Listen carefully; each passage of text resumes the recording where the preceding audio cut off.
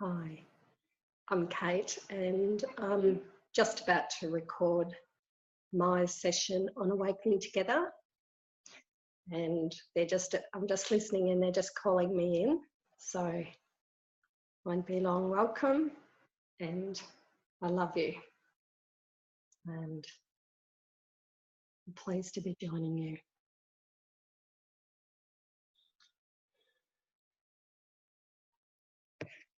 I'm just going to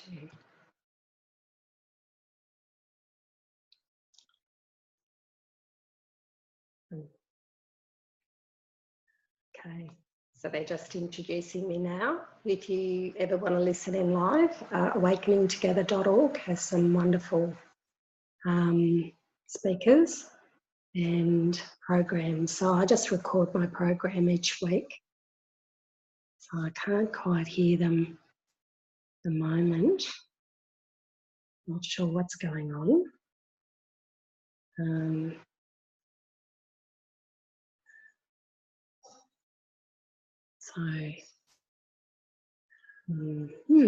I might just take over the mic because I can't hear anything just yet. So, okay.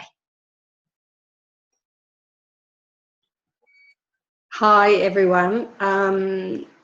I'm sorry I didn't hear Ken's introduction this morning, so I just thought, look, there might have been something, just a technical issue, so I thought I might jump on. But anyway, thanks, Jackie, and welcome, everyone. It's just such an honour to be here and to be invited to speak for an hour each week.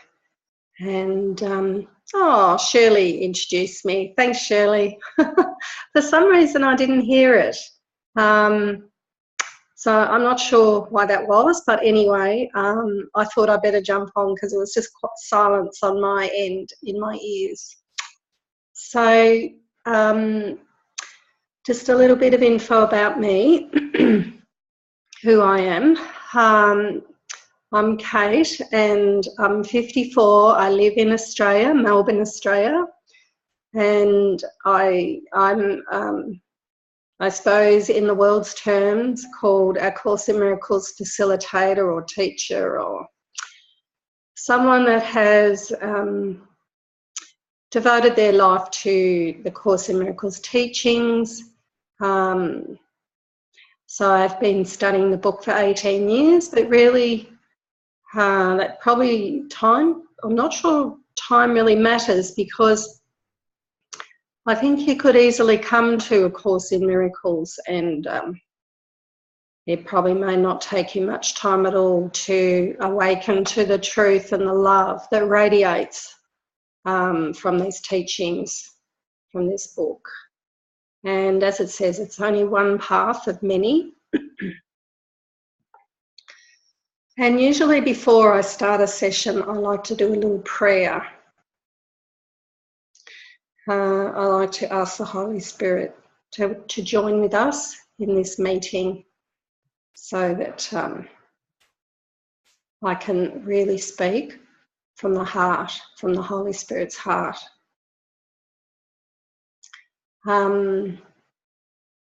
So I'm just going to say a prayer. Holy Spirit, you be in my mind today. You be the words I speak. You choose my words.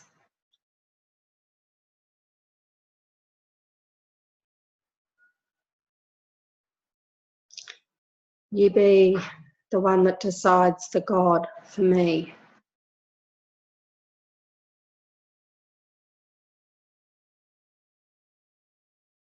And just Holy Spirit, bring to my mind anything that I need to say. And I surrender to you, Holy Spirit. I surrender to your mind of love and light and joy. Amen. And basically every morning I surrender. I do my prayer of surrender.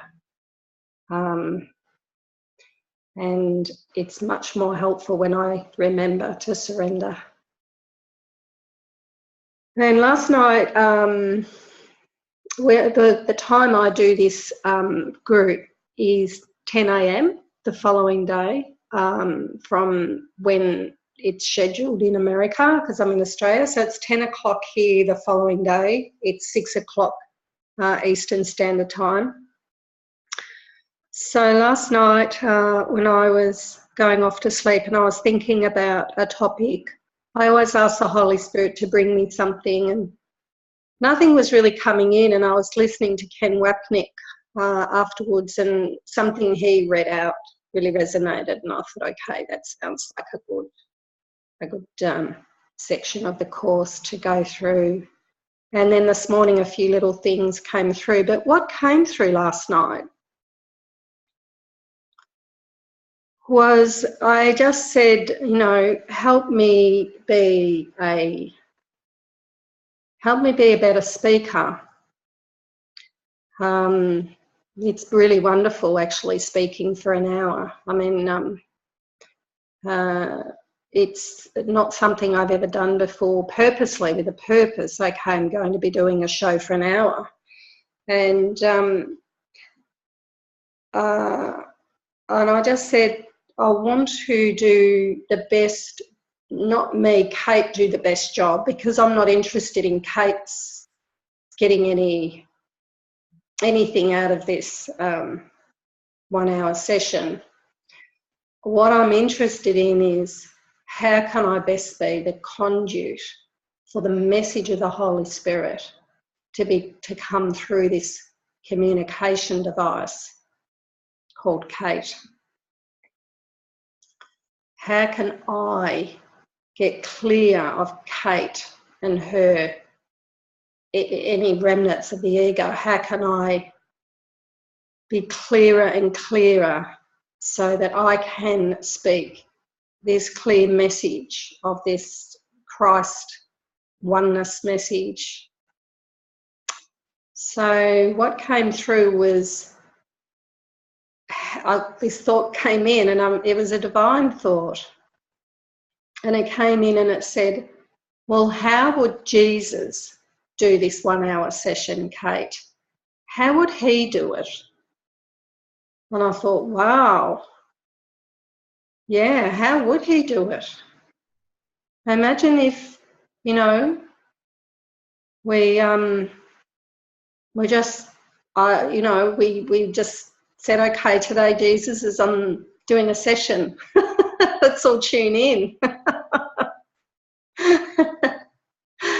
And it really got this, my whole body just got all this energy straight away. And it was like this really, like this, I've got to do it how Jesus does it.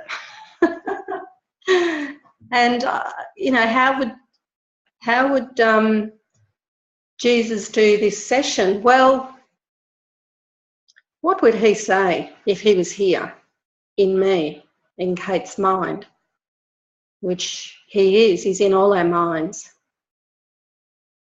So I said, right, okay, well, what he would say is, I love you.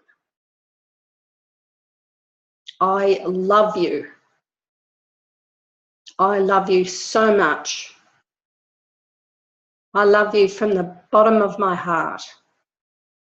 I love you with every ounce of my being. I love you with not 1 ounce of anything else. And this love is just so open and warm and embracing, and it transcends anything of this world.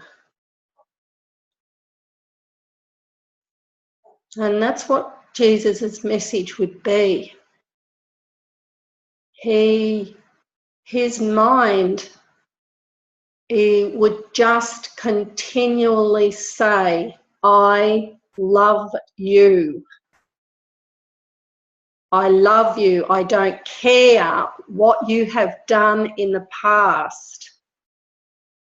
I don't care about anything, any guilt you have. I don't care about any thoughts, of murderous thoughts or hatred you have, because that's all false.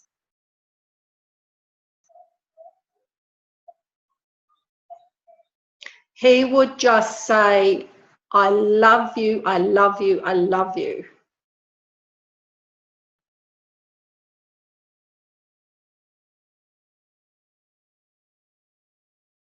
And what more could he say? He's just seeing how innocent we are. His mind sees us as purely innocent, guiltless, sinless, absolutely perfect. Because what he sees is, he doesn't see the ego in us. He doesn't judge us.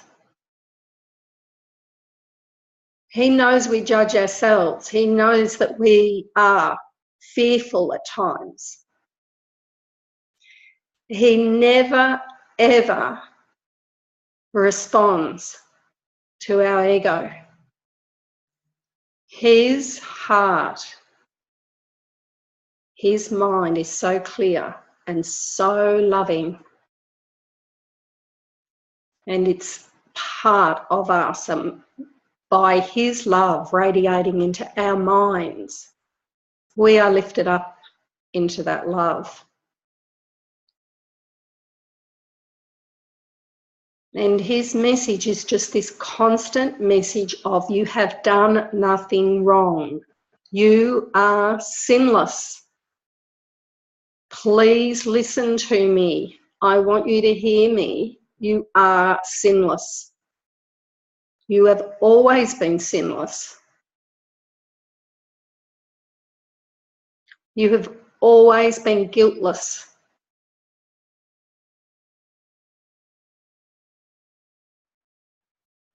Please listen to this message and take it into your heart.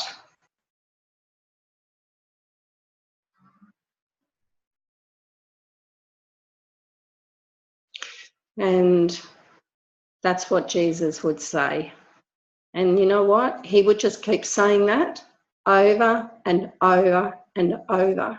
And that is what he's saying to us all day, every moment. He's telling us this tiny mad idea that you separated from God and that you think you're not part of God and that you need to somehow earn your way back to God. He's telling us that that is not true.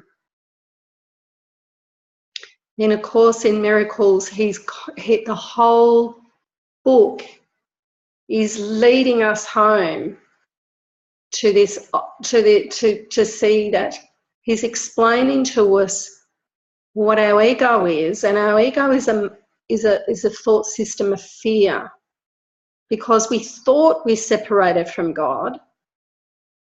We thought we had done all these things wrong. We thought we're here in a world of bodies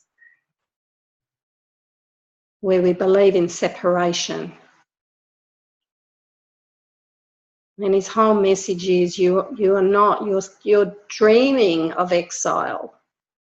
You can awaken to this truth that you're one. And what does this one, what is this oneness that he talks about in the Course? What is this awakening or this awareness of oneness?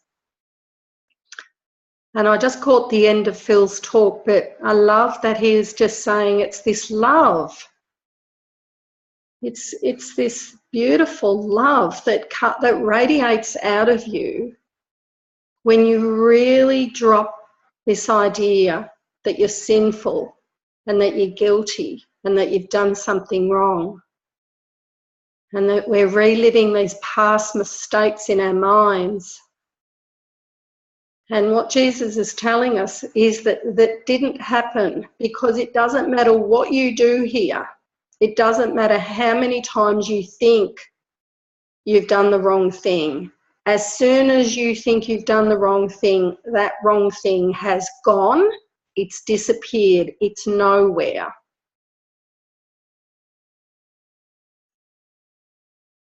And yes, you might have to go back, and if it's something where you've hurt someone or said the wrong thing, you might need to go back and you might need to apologise, and you might not need to say to someone, I was wrong. I was coming from fear. And you might need to come from this love. But what he's telling us is that these things on the level of mind, whatever we do from the ego is not real.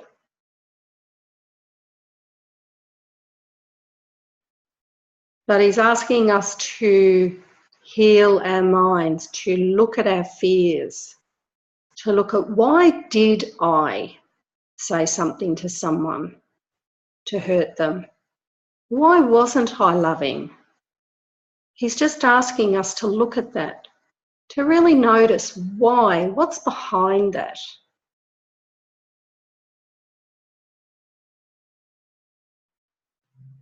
Yesterday I was staying down in Melbourne City for actually I've been here for 10 days, and I've been catching up with a lot of old friends and Course in Miracles friends. I live 2 hours out of Melbourne in the country, and I was sitting talking to a friend, and she's not a Course in Miracles friend, but she reads my posts and she listens to me, and she said to me that what I was writing and saying had been helping her. And she was talking about her sisters, and that she went out to a market with 2 of her sisters, and they seemed to be upset with her. There was an issue at Christmas, and it seemed to me that it seemed to her that they were still hanging on to something that she had said at Christmas time, when she just got a little annoyed with things and spoken out, and she felt sorry for what she'd said. And so we just talked about these things, and I was just encouraging her not to take anything personally from anyone. That our total responsibility is to accept the atonement for ourselves. And that means accepting the correction to our thinking. So me, Cate, I have to accept the correction to my thinking. I have to constantly ask the Holy Spirit to correct any misthoughts in my mind. And I'm vigilant for that. And unless you're on this path of asking for the correction, or you're on a path of any path, any spiritual path, which is just really being present. It could be who is the I that's getting upset. It really doesn't matter what inquiry you do or what process you do, however you do it. This is them being mindful, being really mindful of where we're coming from.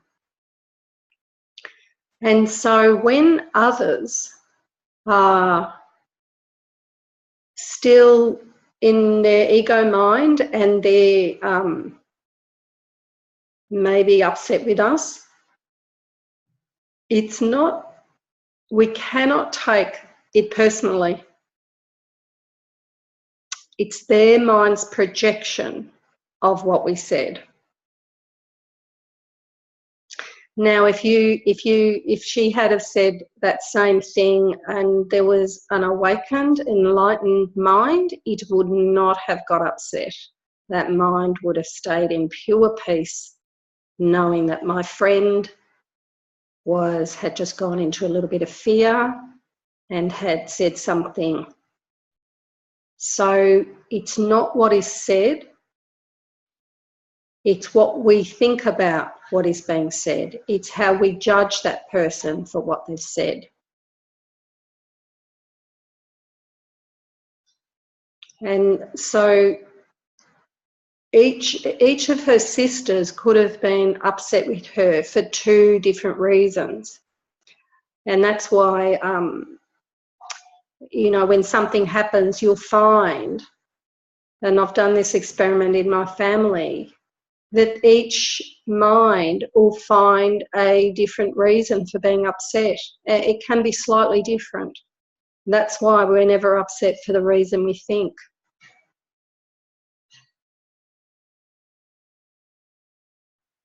So we've got to really take, this is one really beautiful way of helping yourself come back to peace, is not take anything anyone says or does towards you personally. It's to say they are looking at their own mind, they are in their fearful mind, and they're putting a meaning on something I've said. And of course, if I have done something out of fear or anger, then I need to quickly remedy that. That's my job. If that's what you're called to do, of course, always ask the Holy Spirit for help. But a few years ago, I might tell you this little story that actually happened to me. My mother was living in my sister's house. My mother had separated from her husband, and my sister wasn't living in this house that she owned, and my mum moved in. And my sister was starting to be quite what would seem to be mean to my mum. She was telling her she was really untidy in the house. And mum wasn't very well, and she couldn't get up and she couldn't move around very much. So she wasn't able to keep the house very clean as my sister liked. And so my sister was constantly talking to me and talking to others, and she was very, very upset. And what happened was I could see that had nothing to do with my mother, that what it had to do with, she had marriage problems. And she was projecting all her concerns. She couldn't put that in, it wasn't illuminating in her mind to look at her relationship with her husband. So she was lashing out at her mother. Now, I had 2 choices, but at that particular time, I chose I chose wrongly, okay? So what I did was I went to her and I said to her, you were really rude to Mum the other day and you really upset her.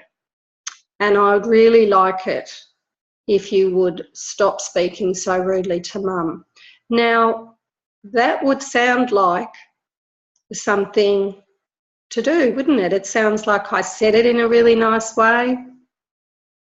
But actually, the Holy Spirit showed me that I wasn't following my right mind, because what I was doing was I was telling her she did something wrong and that she should change.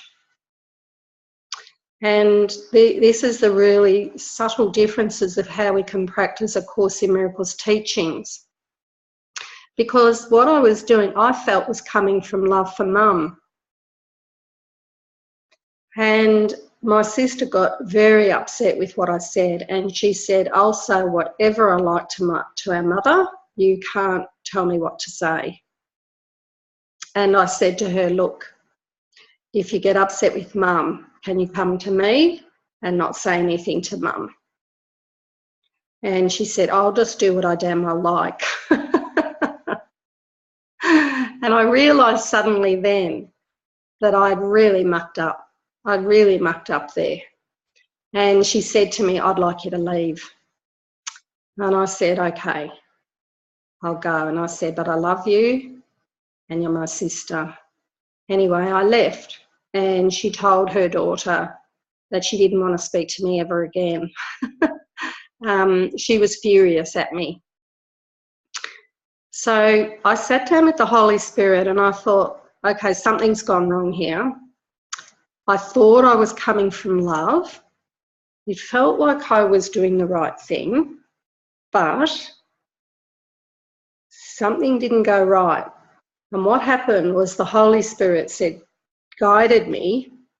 And when I say says or guided me, it just, I don't know how it comes in. It just comes into my mind as a teaching. It feels like I'm just told something that I don't know already. He basically came through my mind that my sister actually needed me there to ask her about her life and what was going on with her.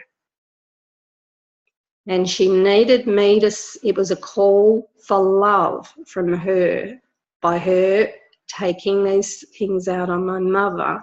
She was calling for love. And I was responding as if, you know, I was responding to her ego. So I just went back in my mind and redid what I could have done. And when I went out to visit her, I could have said to her, hey, how's your marriage going? Would you like to talk about it? Is there anything I can do to help? You're welcome to talk to me and I won't judge you. And what the Spirit showed me was through that, through her talking about her marriage issues, there might have been some release. And through just having someone hold the space for her and just allow her to share her anxieties and her concerns, that she might have got some more peace in her mind. And through that, the peace would have radiated out to my mother. So I learned a huge lesson that day, that it sometimes can look like you're being loving. You know, you think you're being loving, but unless you really join with the Holy Spirit and ask first, and I didn't ask first, I just thought, I really want my sister to stop upsetting my mum. You know, my mum is older, and I care for her deeply, and I do everything I can to help her. And that wasn't helping my mum either, really, because maybe her lesson was to say something to my sister about the way she was getting treated. And maybe that was her lesson.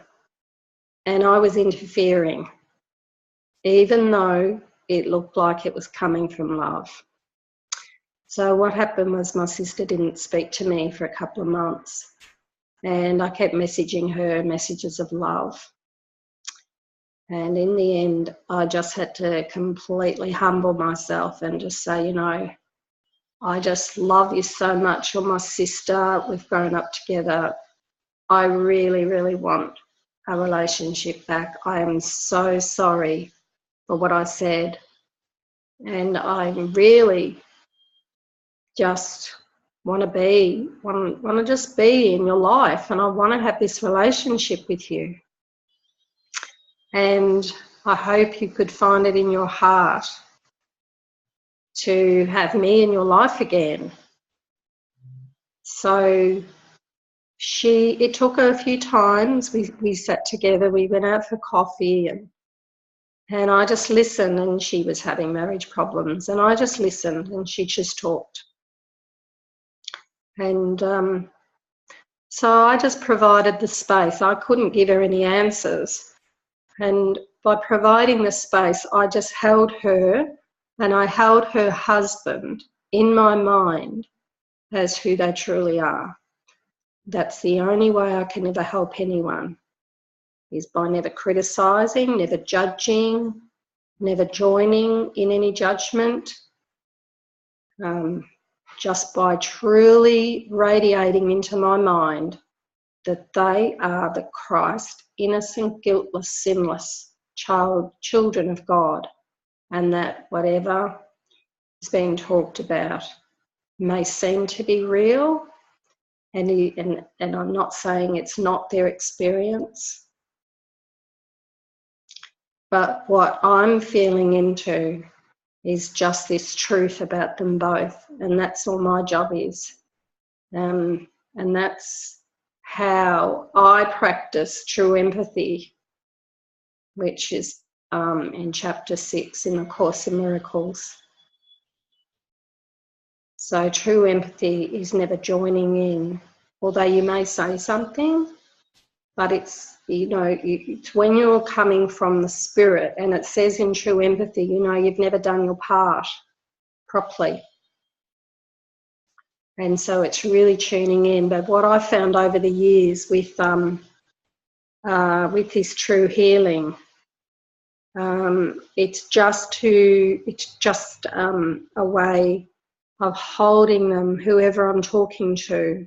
I'm always responding to them from who they truly are, which is this beyond bodies, beyond thoughts, beyond their ego, beyond anything that they're showing me.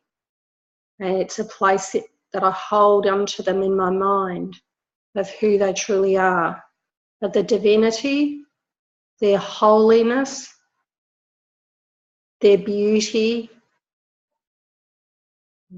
and their holiness usually radiates right through my mind. And it's just beautiful, it's this practice of holding everyone that comes into your life, anywhere, anytime, and just truly responding to their holiness. And in the Course it says, my holiness blesses the world. And that's how we bless.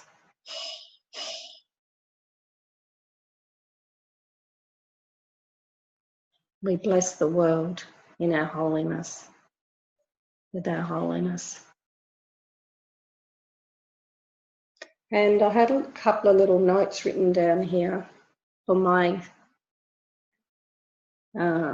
talk today. So I've got some notes about talking about joining with spirit, and that's really to get a mindful practice of joining with the Holy Spirit. And what I do in the morning is I do a morning prayer, and it's different every day. And I am starting to write some Holy Spirit prayer books, and they came through just after New Year, early January. One night as I was going to bed, I just saw the books in my mind. It was just divine inspiration, and I just felt that I would be writing some prayers for different things. There'll be about 30 prayers in each book, and initially I just started writing, and then as I was writing them, I got as I was writing them, I sort of got inspiration to start sorting them out. And so there's prayer books for dying, for people that are facing death. There's prayers, and they were quite beautiful to write.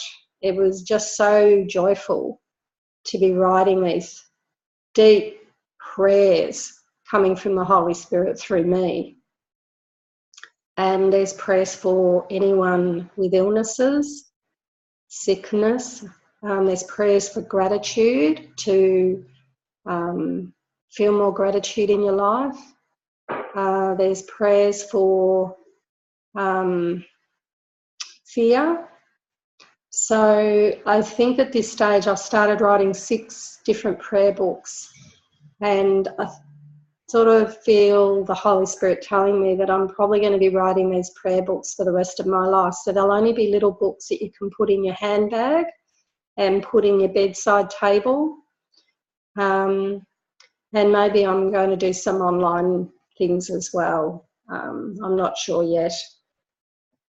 So every morning I wake up, the prayer just comes through, and it feels like it's basically joining with God. When you're doing a prayer, it's joining with the Holy Spirit, and it's got an element of joining in His love, and it's got an element of surrendering to His love.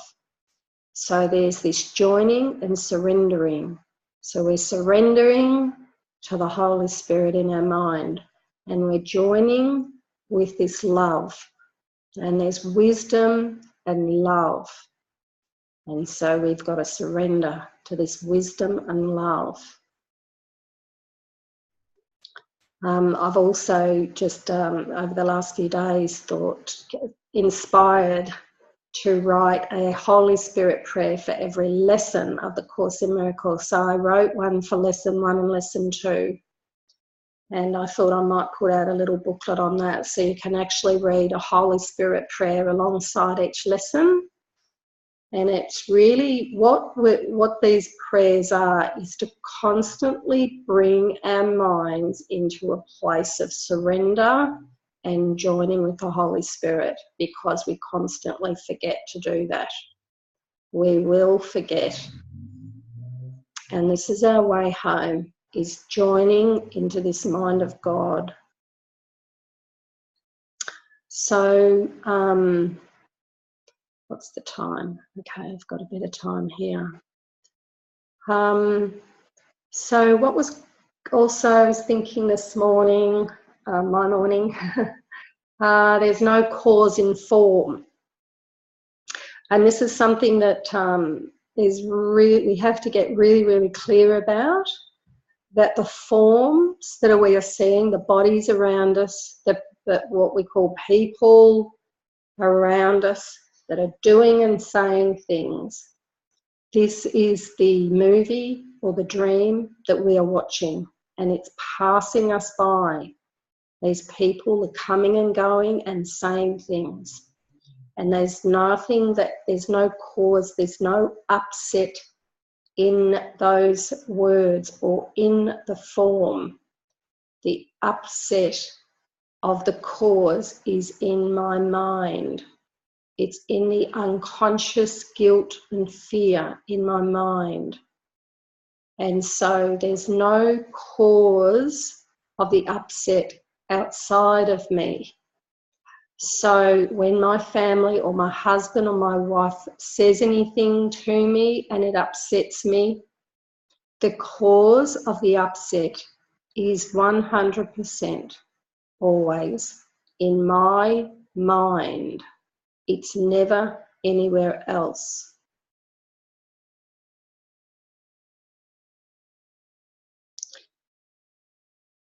So once we say I'm upset and they said or did this and I'm upset, we have to immediately say, if I am upset, it's in my mind. My mind has put a meaning on the words. Always. It's never ever the person's fault. Never. Now, if you can take this on board and really get into it, it'll be a very quick way to awakening, because this is a really difficult one to get our minds around, that the cause is never in the form outside me. The form is bodies, anything, trees, weather, the economy, my job, my car. So if I am upset, I have put a meaning on something. So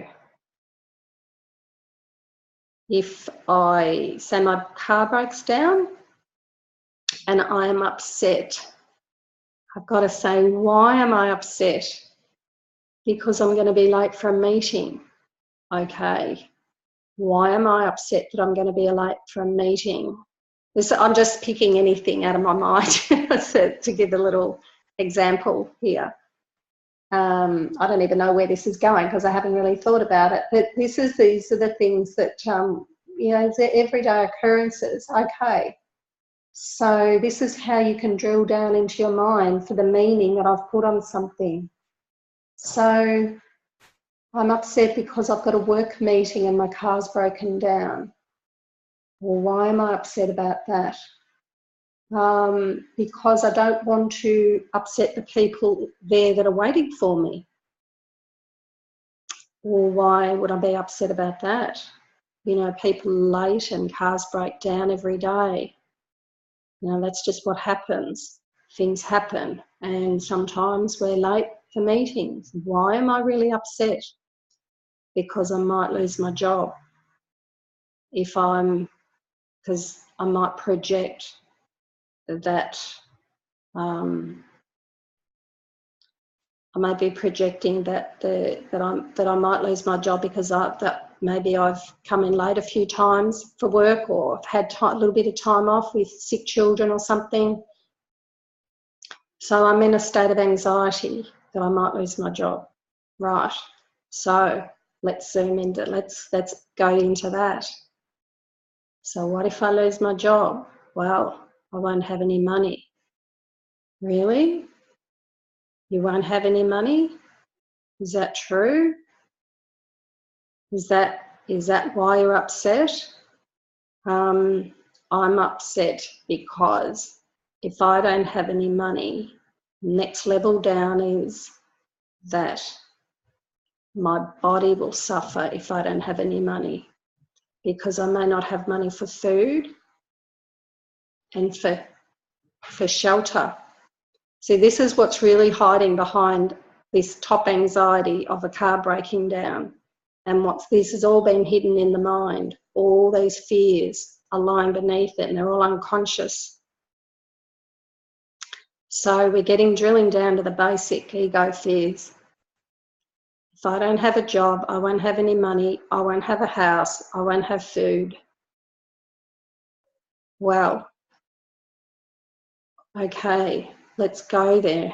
Let's go to that deepest fear, because that's terrifying. And why is that terrifying? Because I believe I'm a body, and because I'm fearful of death and suffering of the body. And I do not want to suffer, because I've got a deeply entrenched belief that I am this body. And so what Jesus is telling us is, you are not a body. You are eternal spirit. So what happens is, when we get down to this deep fear in our mind, which is always it's covered over, and the ego won't want you to look at that. And this is where the rubber meets the road.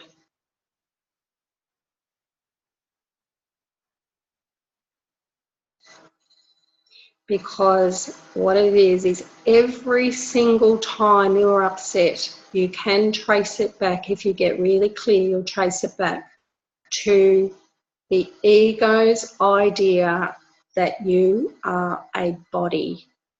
And I've done this with so many different fears.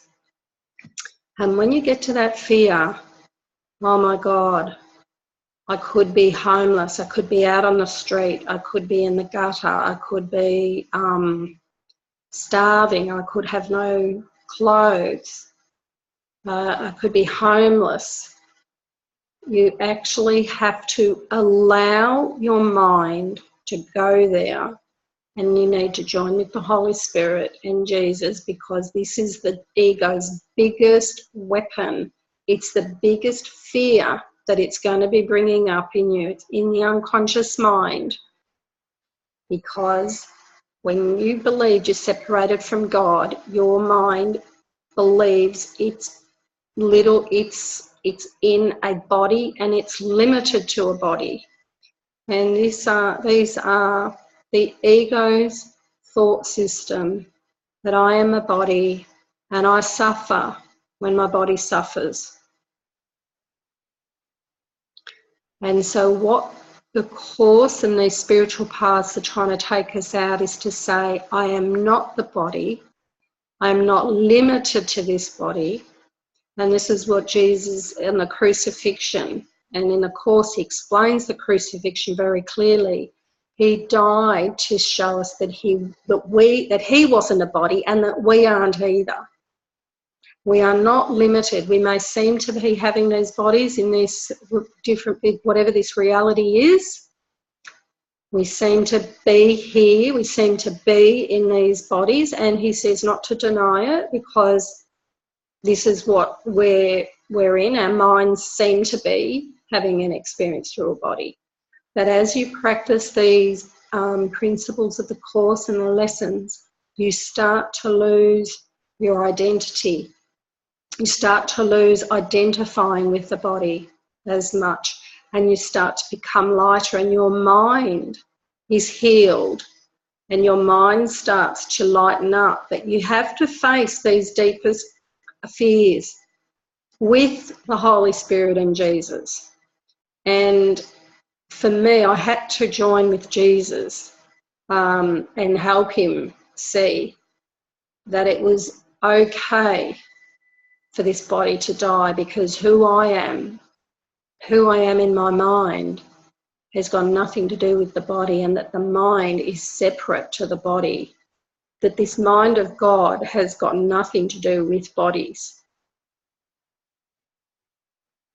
And this is not an easy path, and this is why it takes years to really embody these teachings. And it takes a lot of courage, and it takes a lot of perseverance and a lot of commitment, because deeply held in the unconscious mind is the idea that we are this body, and that when we die, that we die, and the ego has attached itself to the personality and the body of this identity. And what Christ's mind is trying to lead us out is trying to tell us, join with me in your mind. He's telling us, come back to me. There is a place of pure beauty that is beyond the body. Let the body do what the body wants to do. You know, it's not saying you don't take medication if you get pain in your back or a headache. Do what you need to do, but work on your mind. Just put every little bit of effort you can into looking at your mind's thoughts and practicing the lessons of the Course to really get the Holy Spirit to illuminate these lessons. Really ask for these lessons to be really the experience of the Course. First of all, we get an intellectual understanding of the Course. And that's normal, and that's fine. And we need that. That's part of it. And then we get this experience of this Christ love in our hearts, in our minds. It overtakes us. And we're just lifted up into this love. And we'll get glimpses of that on the way. And then we might get some fear coming back. And Gracie has written, Facebook comments are never the cause of my upset. Exactly. One of the ways I use to actually purposely use Facebook to help heal my mind, I went into some groups that were sort of like trolls. And I wrote some stuff, and I got all these comments about A Course in Miracles. They said, oh, it's a course in masturbation. You know, even the woman that wrote it, she was off her nut and she couldn't do it, and it's just a load of crap. And I just watched my mind for any attachments that I had, that I was attached to anyone. I was watching, I was laughing, because what I'm looking for, what I did with Facebook was I used it to see where I was still holding on to any upsets in my mind. So you can use anything. I used so many different things. I just said, okay, Holy Spirit, I'm going to go. I'm going to love when people disagree with my posts. And I'm just going to see if there's any need in my mind to have them understand me to have them agree with me. This is all beautiful washing out of these ideas. I don't need anyone, any other mind to agree with me. In fact, I look forward to them not agreeing, because that's how I just can get joyful.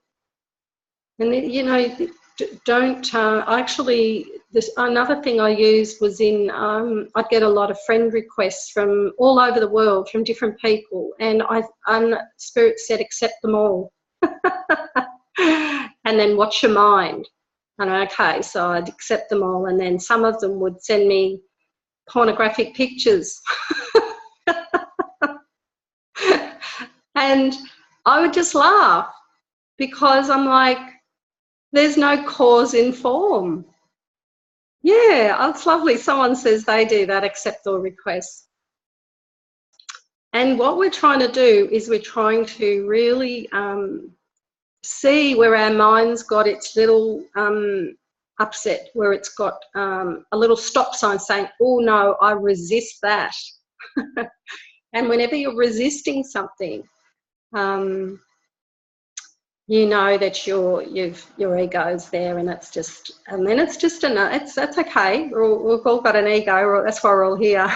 We've got the ego, fear, mind, and it's just to say, okay, I've got some resistance here. And but it was really funny, because I had other people, friends of mine, saying, I'm accepting all these Facebook requests because you accepted them. Are they all right? And I just said, hey, I'm accepting everyone. So unless that's your journey, I just thought I'd let you know. I can't vouch for anyone. It was just, I don't see Facebook as probably what, you know, most minds see it as. It was a mind training for me. It was, everything's mind training for me.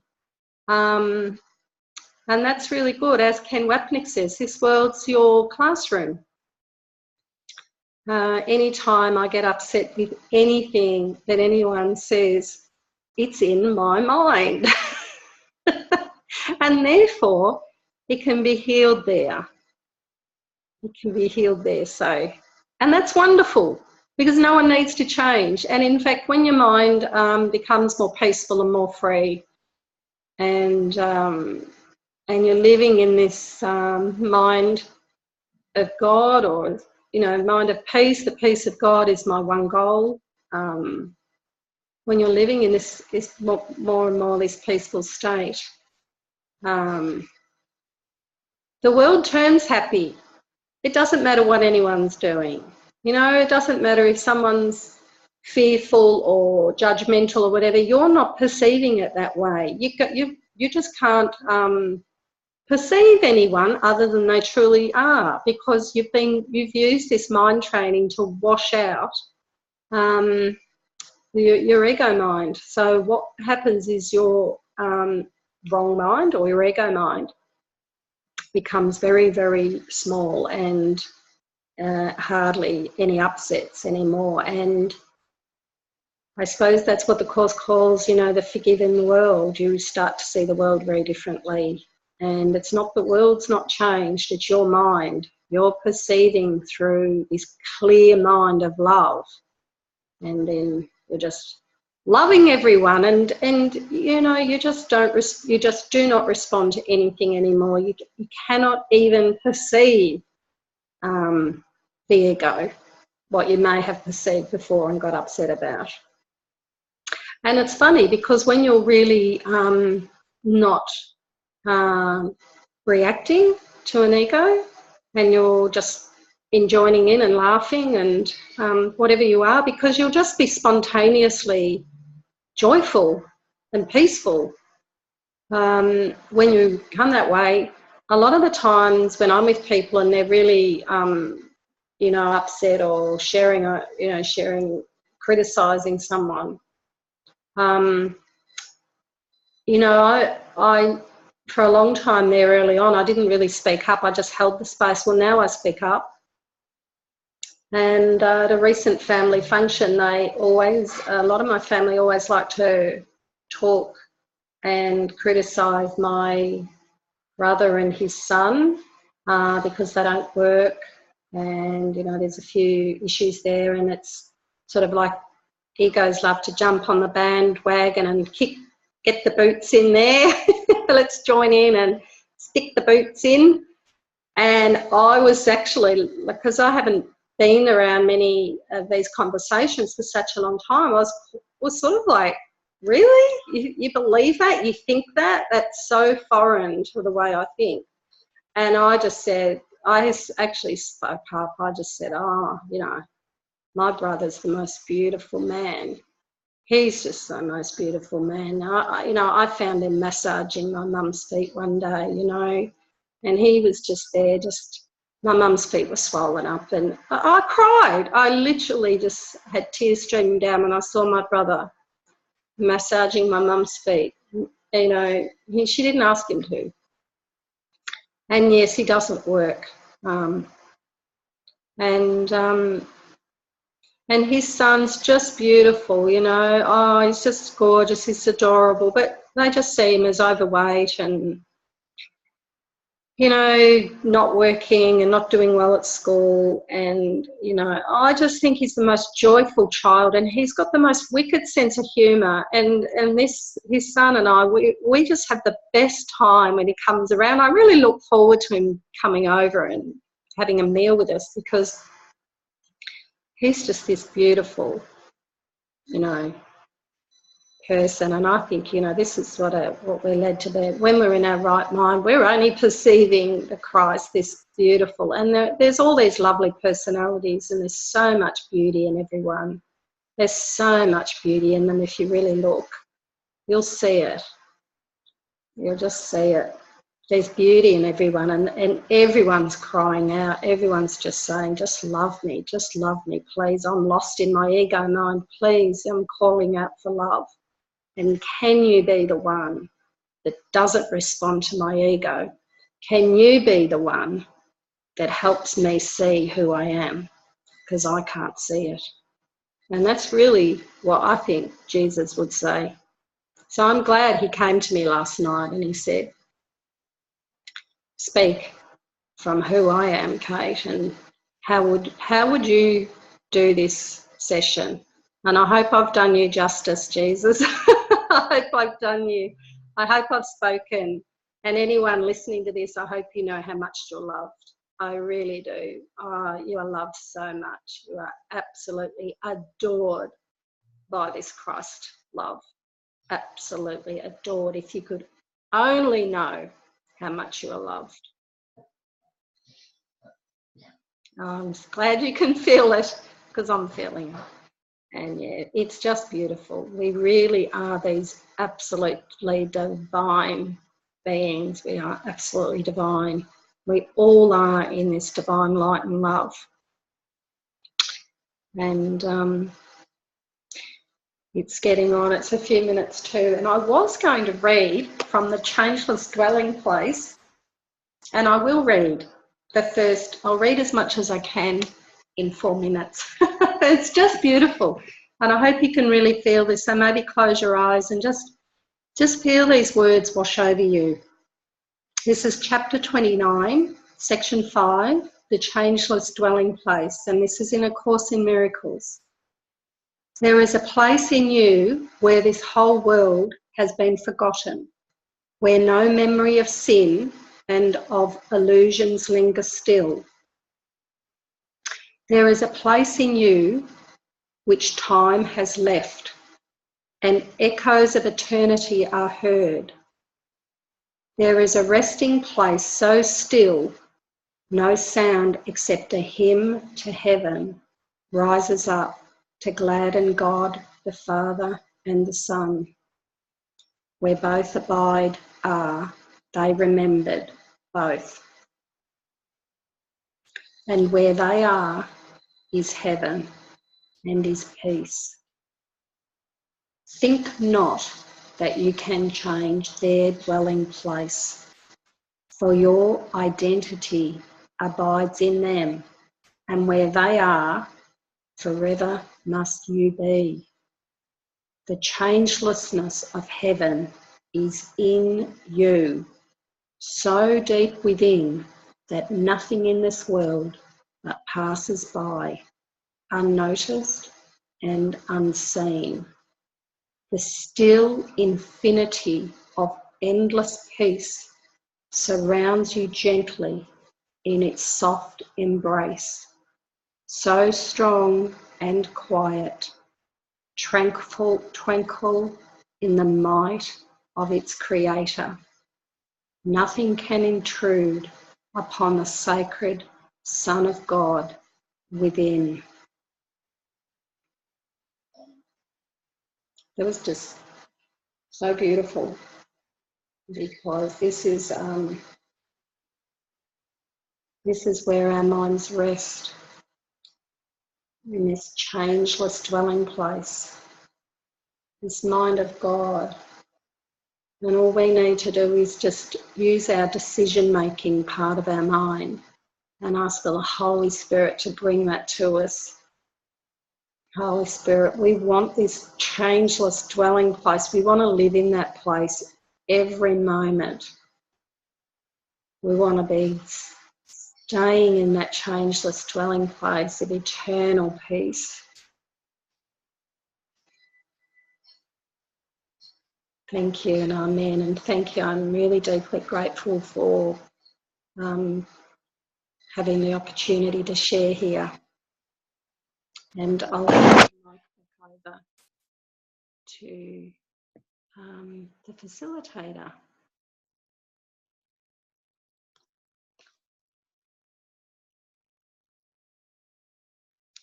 I think that's done.